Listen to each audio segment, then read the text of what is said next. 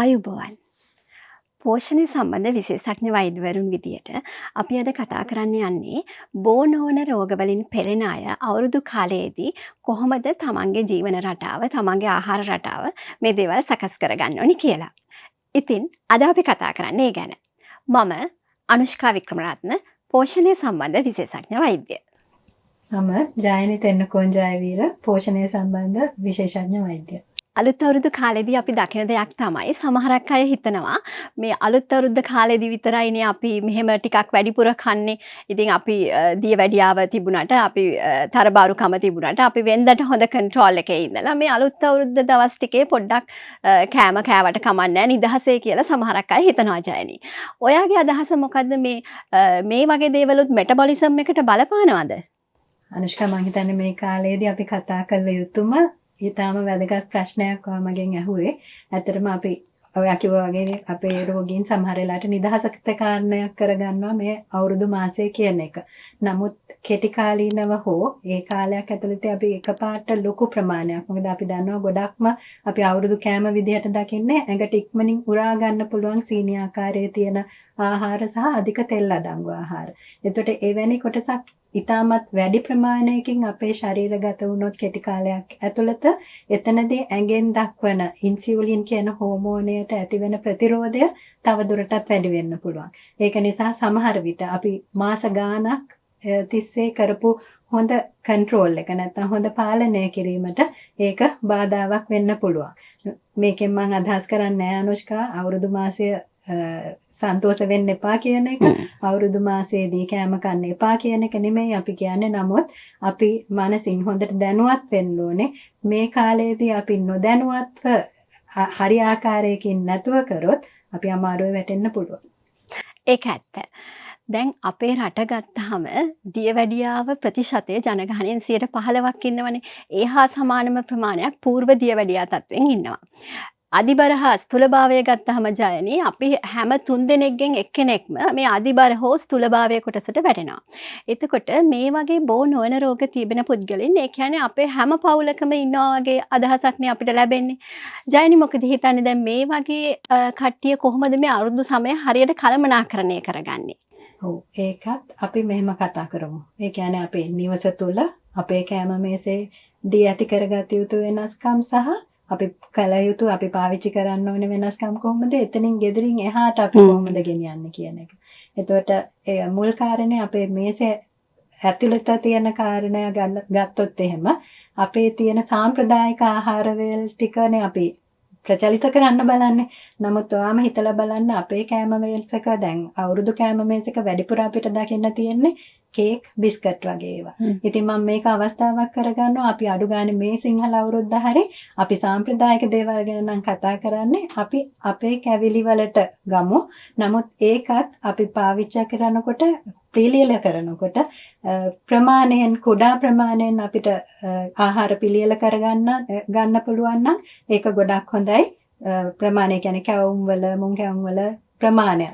එක කැවිල්ලක් ගත්තොත් ඒකේ සයිස් එක කියන එක අඩු කරලා ගන්න පුළුවන්. අනිත් එක මම හිතන්නේ අපේ කලින් වැඩසටහනක අපි කතා කරා පෝෂණ ගුණය වැඩි කරගන්න පුළුවන් කොහොමද කියලා ඒ කැවිලි වල. ඒ විදිහට කරන ගමන් අපි අතිරේකව ඉන්ට්‍රොඩියුස් කරලා තියෙන නැත්නම් හඳුන්වලා දීලා තියෙන කේක්, බිස්කට් වගේ ඒවා අපි අපේ මේසයට නොගෙනෙමු. එතකොට ඒක මූලික කාරණාවක් විදිහට මම දකිනවා. අනිත් එක එකකින් වැඩිපුර ප්‍රමාණයක් ගන්න නැතුව පොඩි ප්‍රමාණයක් එක જાතියකින් ඒ වගේ කලවමක් ගන්න පුළුවන් ඕනවට වඩා ගන්න නැතුව. අපි අපගේ සංයමයෙන් නැතුව ආහාරය තෝරා ගැනීම වැදගත් කියන එක මම කියනවා. ඒත් එක්කම නිවසකට ගෙනියනකොට, නෑගම් යනකොට අපි ගෙනියන කැවිලි පිඟාන. ඒකටත් අපි ගෙනියන්නේ ගොඩක් වෙලාවට එක්කෝ පැණි රස බීම බෝතලයක්, නැත්නම් කේක් ගෙඩියක්, නැත්නම් බිස්කට් එකක්. අන්න එතනත් අපි ගේකින් ගේකට ගෙනියන එකත් ඒ පුරුද්දත් අපි වෙනස් කරගත්තොත් හොඳයි. අපේ තියෙන කැවිලි පිඟානට පළතුරු ටිකක් එකතු කරලා, වැඩිපුර පළතුරු වලින් කෙඳි ප්‍රමාණය වැඩි පළතුරක් එකතු කරගෙන අපිට බහුලව හොයාගන්න පුළුවන්. අවුරුදු කාලය කියන්නේ පළතුරු ගොඩාක් තියෙන කාලයක්. අපේ ආවේනික පළතුරු. ඉතින් ඒවා පාවිච්චි කරලා ගෙයින් ගෙට ගෙනියනකොට අපි පිඟාන පොඩ්ඩක් වෙනස් කරලා සීනි පැණි රස අඩු, තෙල් බහුලතාවයෙන් අඩු, කෙඳි බහුලතාවයෙන් වැඩි දෙයක් අපිට තවත් ගෙදරකට ගෙන යන්න පුළුවන් නම් ඔය ආකාරයෙන් තමන්ගේ ගෙදර ඉන්න කෙනාගේත් නිරෝගීතාවය සහ එතනින් එහාට අපි අවුරුද්දේදී තව කෙනෙකුට දෙන දේත් හොඳ දෙයක් කරගන්න පුළුවන් ආහාර මාර්ගය. ඒක ඇත්ත ජයනි. දැන් අපි මේ සංස්කෘතිය හොඳ පැත්තට හරව ගන්න උත්සාහ කරන්නේ. එතකොට දැන් මේ අපි පළතුරු ගෙවල් වලට ගෙනියන ඒ පුරුද්ද අපි අර කඩෙන් සල්ලි දීලා ගන්න බිස්කට් එකට වඩා අපේ දරුවොත් අපේ දිහා බලන් ඉන්නවනේ. එතකොට මේවා තමයි අපි අපේ ඊළඟ පරම්පරාවට අර මේ අපි වචනෙන් කියනවට වඩා ක්‍රියාවෙන් දෙන්න පුළුවන් ආදර්ශ නේද? පළතුරු කූඩයක් පළතුරු ටිකක් ගෙනියන්න පුළුවන් නම් ඒ මුදලටම ඊටමත් වටිනවා. අපි දෙන කෙනාටත් හොඳ දෙයක් දෙන්නේ එතකොට නේද? ඊළඟට අපි කතා කරන්න හිතුවේ දැන් අපේ අවුරුදු ක්‍රීඩා පැත්ත. දැන් අපි අපේ පැරණන්ගේ මේ ජීවන රටාව විමසලා බැලුවොත් එහෙම දැන් මේ අවුරුදු කාලෙත් ඒ සමතුලිතතාව කියන එක ඔවුන්ගෙන් ගිලිහිලා ගිහිල්ලා නැහැ. අර තෙල් කෑම කාලා ඊට පස්සේ ඔවුන් නිරත වෙනවා අවුරුදු ක්‍රීඩා රාශියක. මේ තියෙන චග්ගුඩු ගැසීම වෙන්න පුළුවන්, එල්ලේ ගැසීම, මේ වගේ අවුරුදු ක්‍රීඩා පැය කීපයක් ඒවැ නිරත වෙනකොට හොඳ කැලරි දහනයක් සිද්ධ වෙනවා. හැබැයි අද කාලේ අපි එහෙම දේවල් දකින්නේ නැහැ. විශේෂයෙන්ම අපේ දරුවන්ගේ පරම්පරාව පවා මේ දුරකථන වලට ඇබ්බැහි වෙලා තියෙනවා අපිට දකින්න ලැබෙනවා. ඉතින් පෝෂණ වෛද්‍යවරුන් වශයෙන් අපේ දැනුම භාවිතා කරලා අපිට මොකද මේ ෆිසිකල් ඇක්ටිවිටි පැත්ත අවුරුද්ද කාලේ ඒක ගැන කියන්න පුළුවන් ජයනි. අනිවාර්යෙන්ම. එතකොට අපි දැන් අද වැඩිපුරම කතා කරේ බෝනවන රෝග සහ තරබාරු ගතියෙන් යුතු පුද්ගලයන්. ඉතින් අපි ඉස්සෙල්ලා කතා කර ආහාරයෙන් ඇඟට එකතු වෙන ශක්ති ප්‍රමාණය, කැලරි ප්‍රමාණය අඩු කරගන්න ප්‍රමාණයන් අඩු කරනවා කියලා. ඒ වගේම ඇඟෙන් පිට වෙන ශක්ති ප්‍රමාණය අපිට වියදම් කරන ප්‍රමාණය වැඩි කරගන්න ඕනේ. ඉතින් අනිවාර්යයෙන්ම අපි ආහාර ගන්නවා වගේම ඒ ක්‍රීඩාවල නිරත වීම තමයි පෝෂණය පිළිබඳ විශේෂඥ වෛද්‍යවරුන් හැටියට අපිට යොමු කරන්න පුළුවන්. නිකන් දරුවෝ සෙල්ලම් කරනවා බලාගෙන ඉන්න එපා. වැඩිහිටියොත් ඒවට එකතු වෙන්න. දරුවන්ටත් එක තැන ඉන්න ක්‍රීඩාවලට වඩා අපි ගොඩක් වෙලාවට දන්නවා ගෙවල් වල නෑදෑයෝ එකතු වෙලා අවුරුදු උත්සව සූදානම් වෙනවා. එතකොට කැවිලි වලට දෙන තරම්ම කාලයක් මේ ක්‍රීඩා වල යෙදෙන්නත් සූදානම් කරනවා නම් වඩා හොඳයි.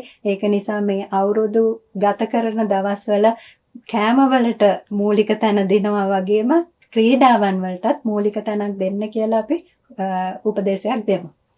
ඉතින් පෝෂණය සම්බන්ධ විශේෂඥ වෛද්‍යවරුන්ගේ විද්‍යායතනය වශයෙන් මම හිතනවා අපි ඉතා හොඳ හරවත් කතා බහක් අද දවසේ කරා කියලා.